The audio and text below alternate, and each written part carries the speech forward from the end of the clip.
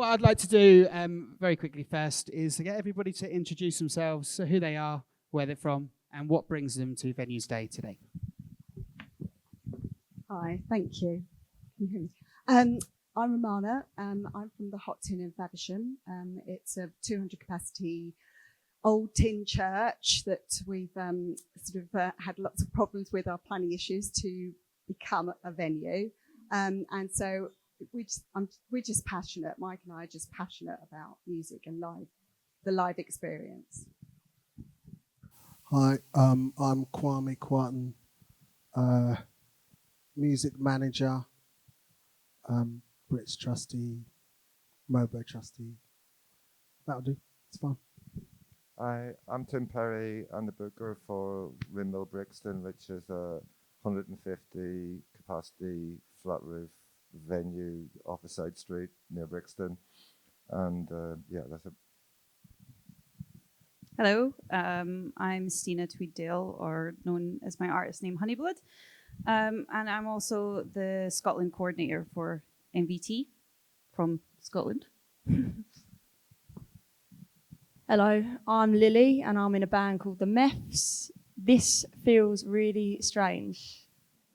And you'd think it wouldn't, but it does feel really weird. So yeah, to lighten the mood, I was growing a mullet. I'm now growing it out because I realised it didn't look too good. That's it. Okay, so it's quite a big question, isn't it? What do artists want and need from grassroots music venues? And I think all of you guys that run venues, you must have had conversations with artists in the past about what they want and need. But we find ourselves in a difficult situation, don't we? We look at the figures that were delivered to us this morning, and we all know the front line of this crisis. So the difficult question is, well, we all need money, really, to implement ideas. So what I'm going to do to start this panel is take money off the table. So there's a magic wand. You can do whatever you want, but you can do one thing, and it applies to every single venue in the country in the MVA membership. So if money is no object, what would you do? And I'll start with you, Tim. Cheers, Sam. Oh, right. I wasn't expecting to go first, but I have given this some thought. And what we've always thought of as a venue is that it's very important. Without musicians, would be nothing. And we've always thought that, well, for a long time, we actually ran the venue on the principle of 100% of the door goes to the bands and the bar keeps the bar money and whatever. And somehow that became a bit untenable, and we still do like 90% to the bands, and the 10% goes into a pot to make sure that all the infrastructure is there. So with a bit of work, we've managed to get like a D&B, PA, some Martin monitors that are way too big for the venue, top class lighting, and a very good backline. And I think that's very important to have that structure in there for musicians, especially in London, where it costs people, you know, if people had to bring an amp or something like that, it's very, very expensive. So it's trying to give facilities to bands so that they can, you know, play as best as possible. As for the magic wand, speaking from where I stand and what I'd love to have in the venue is to make it more complete facility for musicians, and that would be to have some structural work done and have a recording studio, rehearsal space or whatever downstairs, because I'm sure it's not just a London thing, but you know, people's costs of living is going up immensely. It's harder and harder to be in a band, and rehearsal space is at a premium and a high price. So that's one thing I'd really like to see, that if we could like sort of aspire to see what ways we could help musicians have time and space to rehearse. Maybe, you know, sometimes we would give people, you know, sort of 2 or 3 hour sound checks so they could, you know, if they haven't got time to do stuff. But I think it'd be really important to have more places for musicians and artists to rehearse or record. Like one thing that we've done recently at the start of the year was record every gig on multi-track and give those to the artists for free, and that's cost us a couple of grand to set that up, but I think it's been very worthwhile from the response that we've had. So I think, yeah, in response to that, my magic wand would be build a rehearsal space and a studio and give that out to people who actually need it. Because what we're seeing as well is that it's okay for kids who are at music school or music college to, get rehearsal space, and other people it's just becoming financially untenable to do that. So that's what we want to be doing. Thanks, Tim. For those of you that, you all aware of the Windmill in Brixton? I think all venues need a dog on the roof, for starters. But I think, Tim's been on the front line of innovation in terms of how a musical community can involve in a space. And I think that what we'll do, we'll go back to everybody's ideas and specifically later in the end. But Stina, you spent a lot of time in GMVs. What do you want and what do you need? Do you want me to answer the question of magic wand first? Of course. Okay. If I could magic anything, I would magic admin gnome for each and every one of you, and maybe an extra pair of hands so you can multitask. So I guess I've been touring grassroots music venues for the last 10 years. I know a lot of you, it's very nice to see you all here in a different sphere and in the sphere of being an artist and also on the other side. But I think that taking the weight off shoulders when a lot of you run your venue and multitask as multiple jobs and work hours more than what people realize, I think that would be what would be magical to be able to give you back that time. Kwame, from a management perspective, you got a magic wand. Every single grassroots music venue in the country can change one thing. What would it be? I'd stop them being shut. Magic wand. I'd also, on a more practical level, make sure that every grassroots music venue had a brilliant backstage area. Like, somewhat incorporating some of what you've said, which is this whole thing of the age that we are in now, especially when it comes to socials. There's the gig, and then there's post-gig, which has often become as important, if not more important sometimes, than the actual show itself.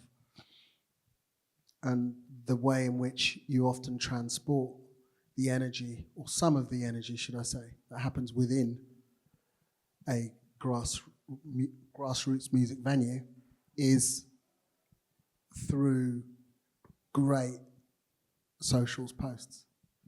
And if your backstage area, this is where it ties together, if your backstage area actually didn't just cater for, I suppose, the band to get changing and have a few beers in, but actually had stations where, your Wi-Fi was ready to go, set up, fast broadband, etc. Everything was really, really quick, plugged in, especially to many of the news outlets that might want to know about the show that's happening. I think it would be a really good thing. Excellent. So kind of like a post-production. Yeah. On site. Yeah, excellent. I think on site, the whole thing about, because it's just the age that we're in. Okay, so Lily, you've just come back from a tour of MVT venues. Okay, and you got a magic wand. I was thinking of a practical one, but someone mentioned it earlier, and I was thinking about accessibility to venues, because I know people that can't come to some of our gigs in our hometown because they can't access it. And that extends to obviously bands, and like you guys were saying about having a backline at the venue. If there isn't that accessibility, having some more backline for bands would really help. I mean, we don't have a crew when we tour. We're a two-piece, and we have my girlfriend who comes along and does some heavy lifting. That's it, because we don't have the money to pay for a crew. So I think if there was maybe that at the venue, we played some great venues where there's the back line is there, it's set up, or we get an email and they say, actually, we don't have this, this, and this, you're gonna have to bring it. That's great, because then we can plan it all. So it's sort of that planning bit. but I think, can I have 2 magic wands? Like one. That's up to the other 4. Yeah, because I think this is quite a good one for everyone. I think like marketing, it's not necessarily like a practical thing, but with like algorithms and stuff on social media, marketing for venues, for promoters, for bands is more difficult than ever. Like in terms of your reach when you're putting out gigs, the reach is terrible. Like unless you're willing to put loads of money into marketing, there's going to be venues, we might play a venue where we get 50 people and it's a 300 cap. Because we can't tell people about it. Like we can't tell people, come and see this new band. So I think if there was more money to be put into marketing for grassroots venues, for grassroots bands, for grassroots promoters, you know, bang on, money, innit? Magic Romana? wand. Magic wand. A magic wand. Yeah, they're all great points, really, really important as well. And I think we'd like to be able to in our venue provide sort of a residency for artists as well. So we'd like to be able to, the times that we're closed, have artists come there. Whether they can produce something at the end of it or not is not going to be something they have to do, but just to actually be in the space, I think that would be a great thing that we could do.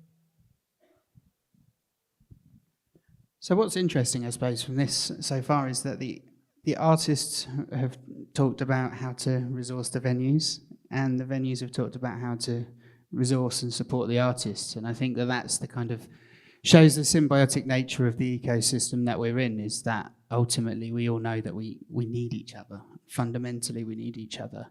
And I think that when we look at, when we look at the statistics that we saw this morning and we see the gaps are huge, aren't they? And I think that one of the things that the Music Venue Trusts do very well, and I recommend, in particular hearing from, Tim about upscaling the venue and Lily talking about the back line, go and check out some of the partners downstairs. There are deals there for venues. I'm sure that you guys that haven't met some of these partners before do that. There's discounts. It's hard though, isn't it? Because, Tim, I think we should start with this kind of 360 model because Lily, Stina, this would be a good one for you guys. If you've been to Europe, the venues that do have that kind of facility, or if there are any venues that you've encountered in the UK that do that, I mean, have you seen venues, are there model venues that you've seen around your travels that you could use as an example of how, rehearsal rooms or accommodation on site, or how other facilities other than just kind of bar stage, how that makes you feel in the middle of a tour or in the middle of a run of shows? La Pub has a recording studio in it, and I was in there last year and was very, very interested with that peeking in. I think that a lot of venues that I have been chatting to have come to the conclusion of that model of being like a kind of having this other kind of arm, I guess, and also supporting the up-and-coming artists throughout like a multifaceted way. So that would be rehearsal, as Tim was saying, is a perfect one. And I know from, I don't want to even think about the amount of money that I've spent in, pay by the hour rehearsal spaces, because it was a lot. And most artists that then get to go out and tour, they have put that time in, because you don't just get good overnight, as we all know. Some people maybe that's their magic wand, but not for me. It's graft, and it costs money for that, and loads of those facilities are not accessible to people who maybe are going to be incredible bands in the future, and to be able to give them that facility straight away. I'm sure that you find that brings such an amazing alliance between bands and the art and the venues to create like a really strong community. So yeah, I think it's a great idea. Yeah, I think the European model, like you said, especially in like the Netherlands, in Germany, like it's quite common to be offered the accommodation because it just happens to be on the venue, so it's already there. Which is great, because especially when you're abroad, trying to find accommodation and pay for accommodation is, expensive and difficult. I mean, yeah, we're not a techie band at all. So using booking.com is my only route, basically, to find somewhere. I think on the MVT tour that we did, though, they were all really good, I have to say. And we played Dreadnought Rock in Bathgate. And people normally laugh, but I didn't know where Bathgate was until we went on this tour, and it's in between Glasgow and Edinburgh, essentially. We were going to be early to the venue. We contacted and said, like, we're really early. Like, we can't check in anywhere. We're just here. We can sit in the car. They got to the venue. They opened the venue. The drum kit was set up. They offered us a cup of coffee. They sat us down. The backstage was set up. There was a sofa. And they said, cool, we'll basically see you in a bit. Like, chill out. And just, like, having that straight away to make you feel like that comfort, it means a lot. And it was just that availability of them to be there a bit earlier as well and understanding each other's position. You can't underestimate a cup of coffee when you arrive at an event, you can. Never. Like, you're knackered or whatever. The pub crew, are you here? Yeah, there. Look for the waving hands. Can't hold your hands up. It's a special place. If you don't know Sam, Matt and the crew, have a chat with them. They moved from what you would consider a typical Grassroots music venue, then they opened a new space on Newport High Street, and it is community. It's a modern community venue that serves more purposes than just live music, and they've just opened a brand new space in the Corn Exchange, which is 500 capacity venue in an area of the country that needs it. So if you are inspired to learn more about how practically this stuff can work in the United Kingdom, especially if you're from Wales, go and find one of the people from the pub. They are the best. So looking into it in Europe, I mean, I think in the Netherlands, it's an example of how cultural subsidy and cultural funding can work. You know, most of the venues you go to in the Netherlands will have a plaque saying supported by the Dutch government. You know, so if we are looking as venues and people within MVT for examples, there are examples of the things that artists want and the things that make life more comfortable are funded in other countries. You know, I think sometimes in Britain we worry too much that other places, how do they do that? It's like their government funds them, ours don't. You know, but all of these things that we've mentioned, unfortunately, are infrastructural change. They require capital investment. They require potentially either works on a building or having a new building. Some of the things that we do need as artists are free. Or if not free, they are things that can be provided as support. So I'm going to give an example of myself, and then I just want you to think of things that you know that would be helpful, but like nothing is a criticism, you know? Like, you wouldn't be at Venues Day if you didn't give a shit. So, you know, if you don't do these things, it's not a criticism and not an indictment as your venue. But I would say for me, when we get to a show and we're on tour and there's 7 of us and we're hungry and we go, is there anywhere good? Any venue that hands us a folder that's got menus in, it saves us about 20 minutes fucking about on an app. And it means that we can have that 20 minutes to phone home or go and pick up some guitar strings or do something. So that for me is a practical example of something. Is there a practical example of something that you do in your venue that you could recommend to some of the GMVs here? Well, we have a backline. We have the venue belongs to us, which we're very, very lucky to have that. And I know that not many venues have that. So the area that we live in, we open our doors to the artists. So that's the green room. So they've got a place they can eat. They get a place they can eat together on a big, large table. There's, lots of facilities there. Hopefully, there's good Wi-Fi. And then what happens is that we just do our best to support them, and then we have a place for them to stay as well overnight. And we try and do all the things that you said that are great for artists to have, and it's wonderful. But financially, it's very, very difficult, and half of the time we're doing that without enough numbers who are working there. So we need that extra support. We need that extra support from government as well. So, that's all I can say about it. I think that comes back to Stina's admin name, right? And also Lily's marketing support, and also Kwame's post-production. It's a circular economy that it's almost like that extra pair of hands or that extra support makes the difference to be able to do the things that you want to be able to do, but maybe don't have enough hands or enough hours in the day to do. Tim?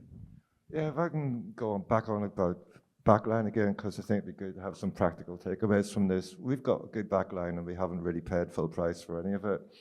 So go out there and find some amplifiers,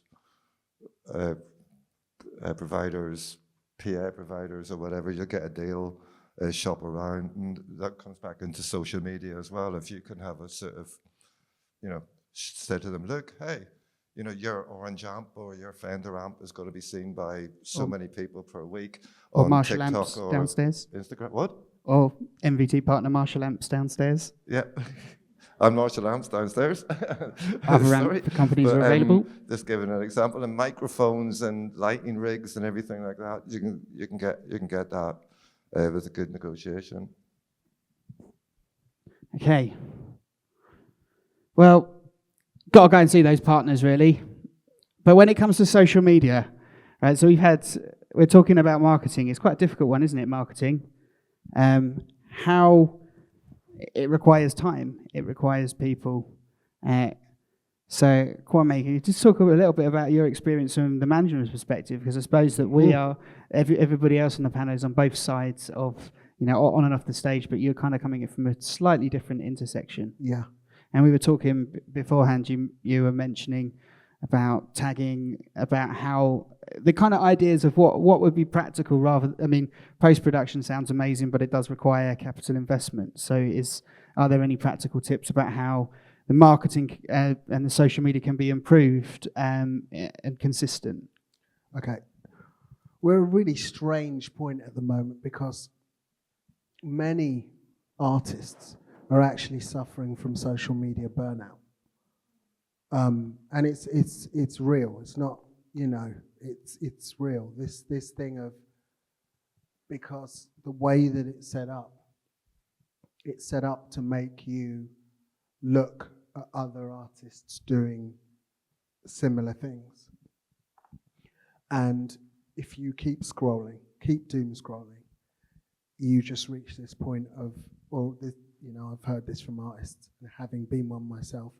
Weirdly, having been one myself in an area that, in a time that didn't have social media, when I look and I see there's one part of me which is like, look, you have to do it, right? And there's another part of me that really does feel sorry for the modern day artist and them, this thing of constantly having to do it, which is hard. But as you've stated, you've also got the other thing is, even if you're constantly doing it, right, it doesn't mean to say you're going to cut through. You're up against stats that are saying, if you post something on Instagram, maybe 5% of your followers, if that, are actually going to see it. Which means then you get into the thing of, okay, I've got to keep going, got to keep going. And it's really, really hard. So, and it's funny as well, me sat here now, okay, this week, okay, so the band that I was in, you won't know about. It's before many of your time, especially yours, way before your time, all right? But I was in a band back in the day, no plug. There's a band called De-Influence, like back in the day, right?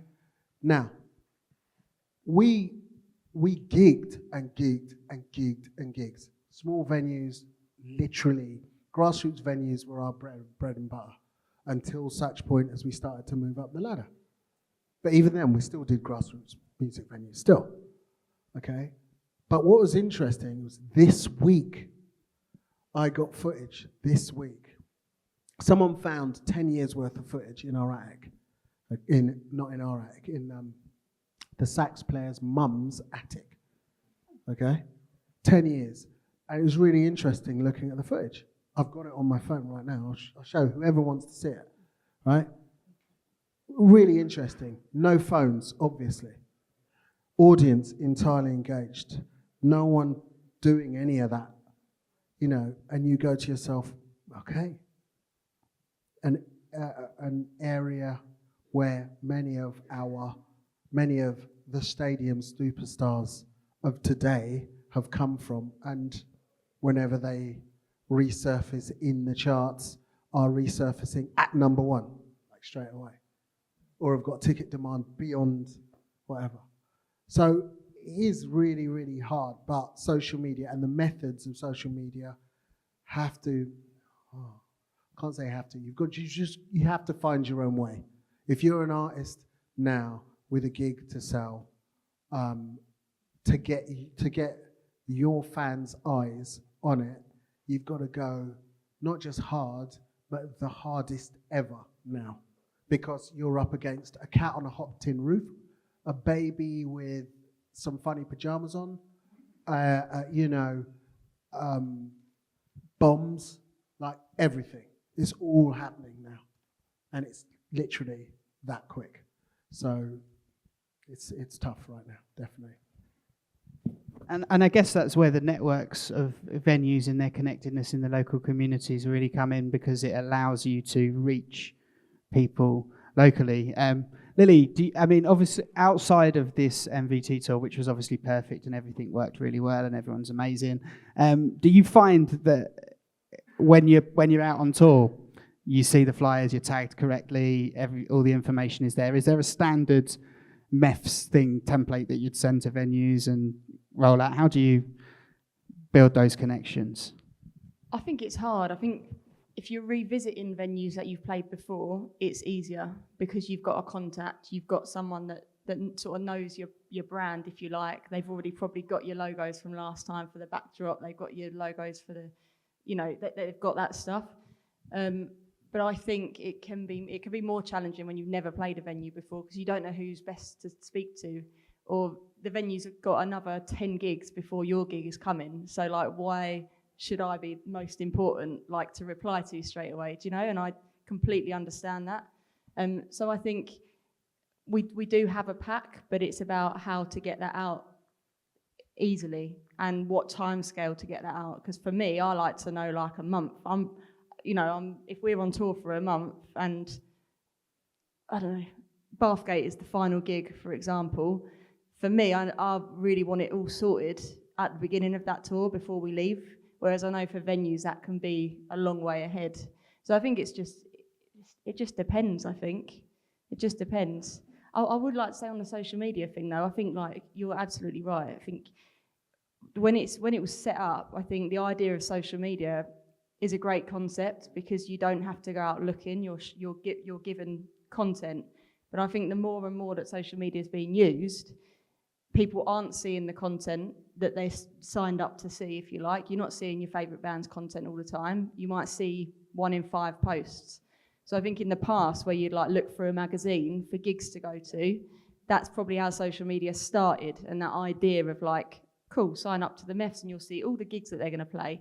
That was like looking through NME and seeing, right, what's on in the next month. Now it's not. So I think unless people are actively looking at that band's page, which they're not, I don't every day look at my favourite band's page, you're just not going to see the content. I suppose this kind of, Tim, your Monday nights, the Windmill is obviously a legendary venue where I imagine you have a clientele of people that just come and see whatever's at the Windmill. Is it as important now in terms of cut through to make sure that the reputation of the venue is that you will just come and see whatever's there? I wouldn't say people come every night.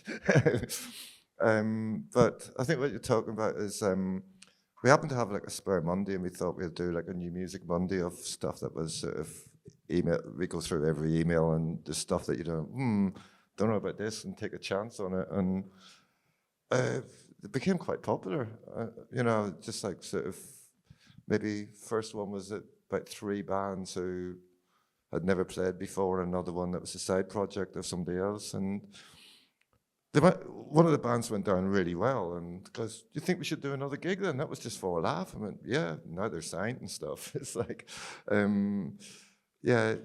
stuff like that is reaching out into the community and giving people a chance. And I don't really like doing a free entry model, but it worked on this occasion. I think that people should get paid for shows and people should pay for music, because we go down a very dangerous slope of like streaming did, that people don't want to buy stuff and just stream. And there's a danger that maybe it works for some venues and some places, but I just would hate to see the day where live music becomes free, because then that's the value of it and people would just will not place any importance on it. But yeah. And Black Fondue played, and then Steve mentioned him on stage, played him on the radio last night. Yeah, and so he's playing on the 16th of October, a little warm up we got a stage at Left of the Dial Festival in Holland, which you curated, and Black Fondue's on it. Steve was very happy about that interview last night. And just one thing on social media, I get it, it's a grind for everybody, and it's so boring, and It really you is. know, about a month ago, we started up a TikTok page, and it's actually fun. And have fun doing social media. Maybe you get some rewards, but at least you're having fun. Maybe just, just shoot my phone and 30-second clips, stick it up, and sometimes you get It's a month. 3,000 hits. It's a month. I'll see you in 10, yeah? What? I said, that's 1 month, yeah? Yeah. Yeah, it's fun now. I'll see you in 10 months. Yeah, but I'm not gonna think it's gonna change the world, but it's sort of doing something and actually having a bit of fun with it. Listen, you know? I'm all good. I've got a list. At TikTok, I've already had viral moments, all of that stuff. I get it. But it's the thing of, once you're past the initial woo of it, it's like on artists especially, who, let's be real, artists, the good ones, like the really good ones, lots of them hate it. Like they can't. They're like, get this away from me. I make songs in a studio. That's what I do. Or I make songs live in a studio. Whatever. But that's the role of the venue as well, to take a bit of that weight off and be actually proactive on social media. I'm not expecting TikTok to change the world at all, but at least there's a bit of fun that's actually doing something that has got some results. No, don't get me wrong, right? Steam Down, for instance, is a really good example, okay? Steam Down's night was made hugely popular by a 15 to 20 second clip. And as a result, people know what it is, go to it, all of that. And there are plenty of events where you go to yourself, do you know what? That wouldn't have happened unless that was there. So I've got this weird thing where on the one hand, it's the angel and the devil. So on the one hand, I sit there and I go, do you know what? It's great that it does that. The bit that I sympathize with, definitely, is the pressure that it puts on the artist on a daily level to keep doing this, when essentially we're also asking them in the first place to write really good songs. I agree with both of you, but I do think it is important that there has to be a symbiotic thing going there, that both have to do it. Also, I think it would be really great if musicians who've enjoyed being in particular venues actually promote that venue. I think that's really important, and I think that brings the whole community together, because if you're in a town where you've had this local, you've got your local community space, which is a music venue, and an artist is saying, I really love that space, I really love the audience. It sort of gives you a sense of pride, I think. So that would be a really great thing to do. I think that's a good thing to aim for next year. When artists come through your venues and they're like, I absolutely love it, I'd love to come back. Maybe let's try and get a few clips. Let's get a few things. Let's get a catalogue of people celebrating their venues. Because I completely agree with you. I mean, I've spent a long time on tour, and I probably spend more time talking about how much I love the city. But the reason I love the city is often because of the home base that I get to when I arrive there, and the community that it unlocks. So I'm going to ask a question to all of you who are venue owners, and it's about this admin gnome. And in particular, if you could have an admin gnome, how many of you would use it specifically to run your social media? An admin gnome. Yeah, so it's just a little wizard thing, I understand. So that's quite a lot of you. Is it a burden? Is social media a burden for you that you Raise your hand if it's yes. So it's most of us, right? So obviously my magic wand would be smash social media and go back to the old days, because it's quite clear that that is a problem for us all.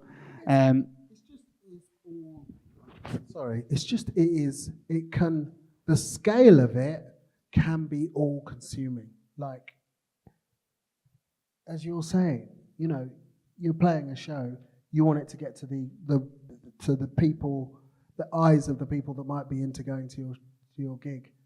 You know, there's not a precise thing for how many times you should post. You just want it to go to the people that you want to see it. But other than it costing you loads in, you know, Facebook targeted ads that still might not reach the people. I mean, yeah.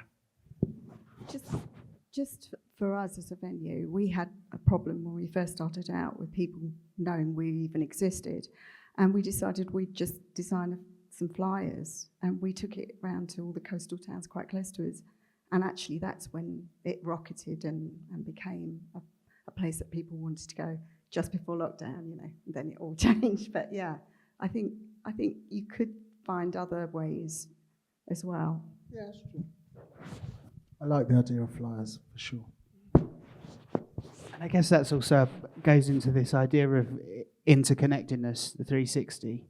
You know, there are venues we're fortunate to have a community in Southend where there is a sense of connective nature between our visual arts community and a musical community.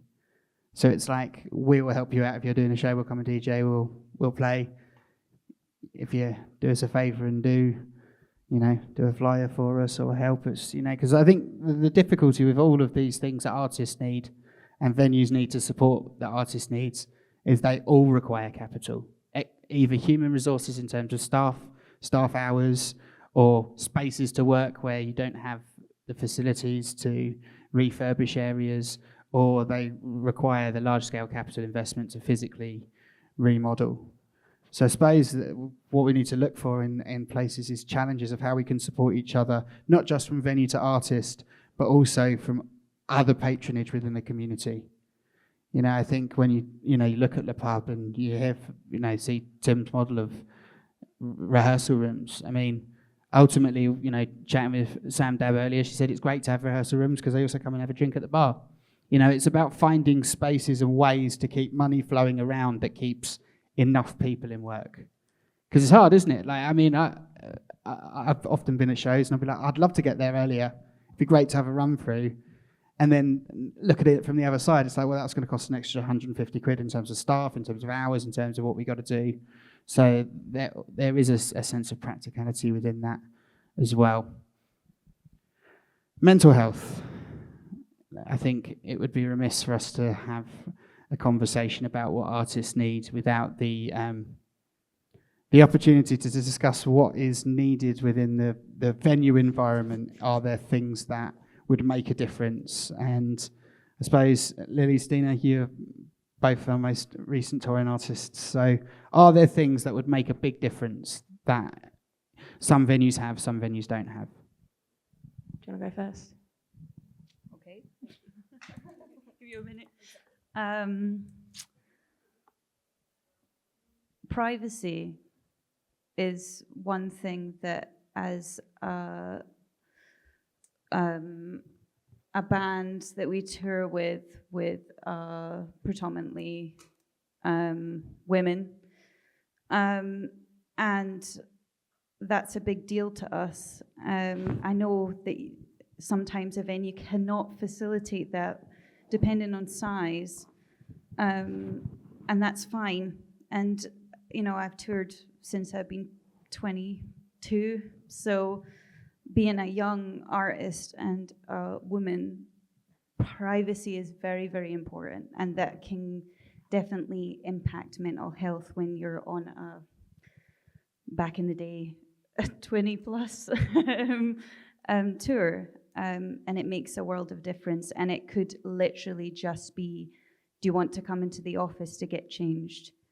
do you need a mirror to put your makeup on instead of going to the public toilet? It makes such a difference, and it means that you're then prepared to go on stage and give the best show and feel confident. And yeah, I feel like that's a big one for me, and it's something that when a venue does go the extra mile, and it honestly, it doesn't have to be a fancy dressing room, just a comedy, then it means a lot. Yeah, I think timing is quite a good one as well. Being on time for everyone. Like generally, we're sent like a timesheet out. I think it's pretty important for artists to be on time, right? For like sound checks, getting loaded in and stuff. It helps the venues, helps whoever's working, and vice versa. Like if artists are told to be there at 5 o'clock, but there's no one there to open till 6:30, it's like it just gets you panicked a little bit. I think musicians aren't known for being on time, are they, really? I mean, I'm never on time, like, in real life. Like, this is real life, but I'm never on time for, like, my partner would be like, you can't even get out of bed, before 10, which is a lie. But what I'm saying is, like, when you're on the road, like, timing it's just really important. If you know that there's 3 other bands on, and I'm talking, like, for the MVT tour, for example, there were generally 3 bands a night. So you know that 3 bands have got a sound check, or at least 2 bands, and then a line check. And you know that you're the first ones to sound check. There's that pressure to do it quick so that the others can then get a sound check. And that's just a horrible feeling when you've got your ramps to set up and you want to sound good, but then you don't want to let people down, and then people start walking in because they think the show's started and it hasn't. It's just, that sets a bit of panic from my experience. So as venue operators, are there things that you would love to be able to do on a small practical level to provide things like privacy and space, that funding on a smaller level? I'm not talking about big capital expenditure, but are there things that you'd say I gave you a smaller magic wand of £5,000, would you know exactly how you'd spend it tomorrow on specific things that would tie into the artist experience? The artist experience, definitely. I think just accessibility is quite important. I mean, we do have a space for artists to privately have this change and have this private space that they can just sort of spend time before and after their acts. But yeah, I think accessibility, a bit more of an outside space where people can go out and do things as well, is quite important. Yeah. We actually don't have a green room or a dressing room, but I guess about 90 to 95% of bands are local, so we don't actually have that many touring bands. And when we do, we've got my office or somewhere that we can set up anyway. So I don't know whether we'd actually need one permanently, because when you're dealing with, well, this is more in the past, but you'd have like local bands that have the dressing room, and then it'd be a bit of a 2-tier system of them and their mates and their petty drug dealer probably coming in. And it was just, horrible for that. I realise that touring artists do need that, but I don't think local artists do, who are coming on the bus or the tube or whatever. So we've got facilities for that. I think also what you said about sound checks is that we can be flexible, and if people want an earlier sound check, that's actually more money for the sound engineers, so they're quite happy. And it just makes it more relaxed. But then, of course, people get stuck in traffic, and it's never, we had a nightmare on Saturday with everybody either not being able to get off work or being stuck in a tube. But it got done. But, if it's a touring band, we'd always say, if you want, 3 o'clock, 4 o'clock, if you need it. I think without risk of taking this panel into the reverse of what GMVs need from artists, I do think the one thing that artists do need is bins and signs that say, "We are not your parents, clean up your shit." After years of touring, it took a long time to get a full band and crew into the habit of the fact that the venue that you come to is just clear up your own shit. And I think that things like that, providing artists with a little bit of the opportunity to understand that this community and this infrastructure is always seemed to be focused on the artist in the show. But I think we're moving more and more towards an interconnected conversation. You know, certainly within the grassroots sector, it's artists, producers, promoters. We're all part of the same traveling circus, I suppose. You know, it's a lifestyle choice, isn't it? It's not the type of thing that you get into to get rich. So if there is a take home from an artist's perspective, I'd love a bin. Sometimes I get to a venue and they'll be like, "Oh, don't worry, we'll clear it up." It's like, no, we'd also love to be able to clear up our shit, you know. So we are coming to the last 10 minutes of this panel. It's a difficult one, isn't it? Because ultimately, it looks like what we need is opportunity to listen to all of the people within our ecosystem and implement those challenges. And I think that's a fantastic thing to be having this conversation here, because Music Venue Trust, that is its core. You know, you are its core. The venues that run all of the shows up and down the country, you know, this world that supports artists, it is supported and run by you. So we are in a conversation and in an environment where it's not just about what would we like in theory or what can be the small changes. It's like, how do we fucking get there? Because we have to. It's not just about, as Kwame said, just about saving the venues. It's about saving all of the elements of this way of life that we all choose, and that is a 360 ecosystem. So just for a closing point, really, I would just like to ask everybody for a take-home for those that are coming here.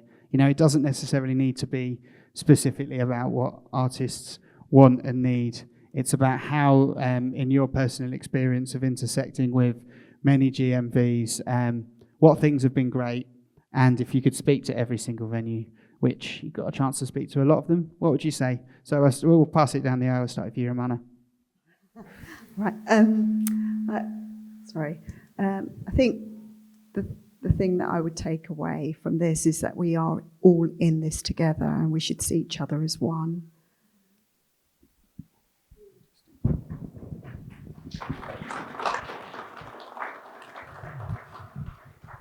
Wow. Very good point. Very good point.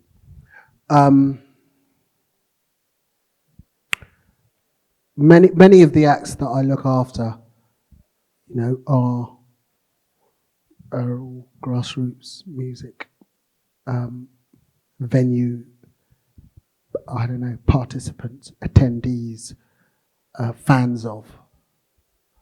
And yeah, I was given the chance to speak in Parliament about it, and how serious the time is right now to try and,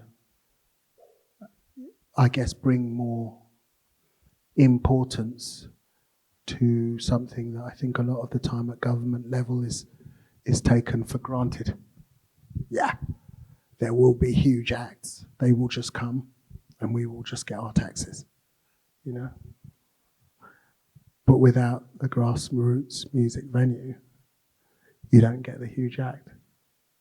And it's a message that we have to just keep drumming and keep banging on and keep pushing, because what seems obvious to us, weirdly, is not obvious to them. So that's what I would say to every, you know, GMV out there. Keep pushing that message. Like, without you, there's no huge acts. That's it. Yeah. Excellent. Tim? Yeah, I'd just like to reiterate that and say that Music Venue Trust has rightly gone on about like the pipeline of where the future headliner is going to be for Glastonbury, or where the big arena tours are going to come from. Yeah, they're going to come from grassroots venues, but where are the artists that are currently headlining grassroots venues going to come from? We should always look. We're not the actual sort of the complete bottom tier of the production line. There's rehearsal rooms, there's bands struggling, and we've got to give them a lift into music grassroots venues and help develop them. And I think that's always an important thing to keep an eye on, that the pipeline has to keep going, and that's from kids wanting to start out making music, facilitate them, give them a good place to go, and then grow, and hopefully some of them actually make some money and have a successful social media career as well. Brilliant. Stina?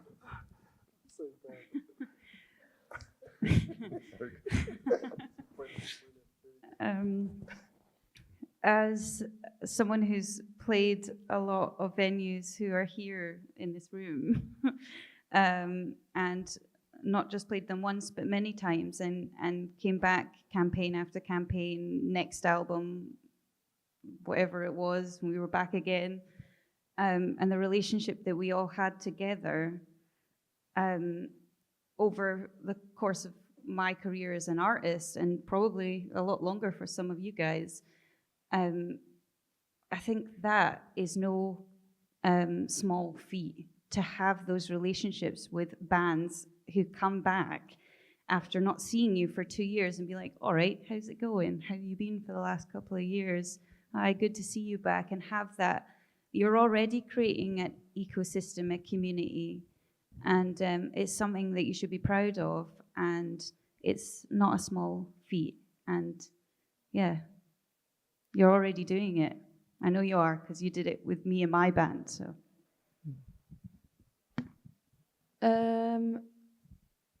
what to end on? Yeah, final thought. A couple of thoughts. Milo from Bootleg. This is just an example, right? So we went back to the Bootleg Social in Blackpool. Like, we played a few times now. First time we played, I think Eurovision was happening or something, and like no one showed up basically. So there were more people there from the bands, like our mums, I think, were there, and yeah, no one really showed up. Still a great night. A few years ago, we went back this year, and it was a sellout, and a lot of that was due to repeatedly going back to around that area, so like Preston, Blackpool, Rebellion Fest, obviously, but also the venue and the promoter, and actually constantly sort of pushing that out into people's like faces, because sometimes I think it feels like you're doing that too much as artists and as venues. Like, how much do you push? Keep pushing. I'm pushing all the time. The other point, I wasn't going to bring this out here, but I am going to bring it out. So when we did our MVT tour, we got like punters to sign this book, and it to basically say what grassroots venues mean to them and what music means to them. I didn't look at it throughout the whole tour. I just left it on the side of the merch stand. I took it home, and it's like 3/4 full, and the stuff will resonate with everyone. It's so similar. And basically this is extended to like everyone here. If anyone wants to like add to it, give us a message or come up today or whatever, and we'll make sure the message is put in it, because this is going to the government. It was Mark from MVT who put this idea in my head and basically said, like, they can't ignore hundreds of handwritten letters from people that go to like one band's gig. And if they do, then they're muggier than we all thought in the first place, aren't they? And we got to try heavier measures. That's it. That's the T-shirt. They're muggier. I got one last thing. What's that? 5 minutes. It says 15. All right, yeah.